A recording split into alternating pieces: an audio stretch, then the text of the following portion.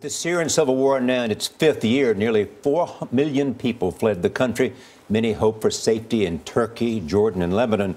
In portions of a wide-ranging 60 Minutes interview with Syrian President Bashar al-Assad that you did not see last night, Assad told us why he believes so many are racing to get out. Syrian TV shot the interview at the regime's request for security reasons.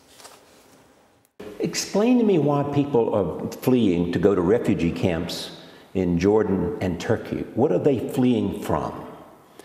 Actually, those the Syrian army? No, those camps started being built before having any real conflicts in Syria.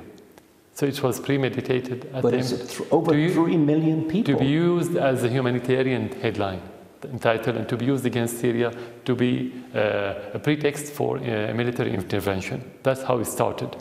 Then later they started giving incentive to people to fled there.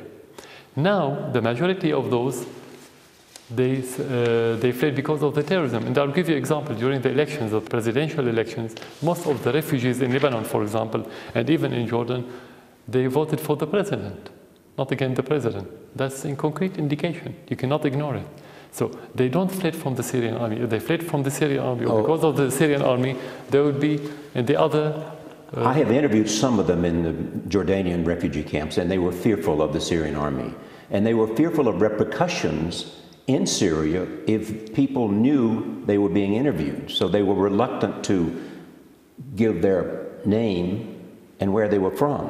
But they had fled in fear of the Syrian army. That could happen. And of course, you have different kind of people. You have different perceptions. You have that perception. Now, we don't say that everybody fled just because of the terrorists.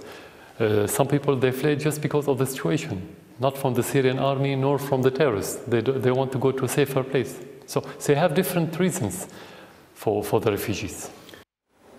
You can see the entire interview with President Assad tonight on my PBS program.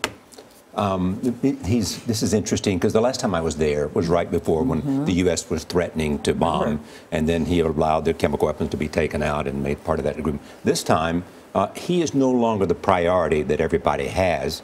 They still believe he ought to be out of power and there ought to be a transition and ought to be a negotiation.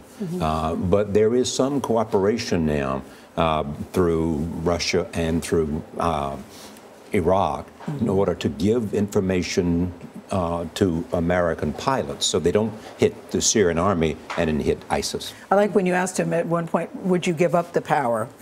And who determines when that time is ready? He goes, me. I do. Yeah. And he says he will not bargain away power. That's right. So nothing has changed on that front. Welcome back. It was Thank you. Very interesting interview.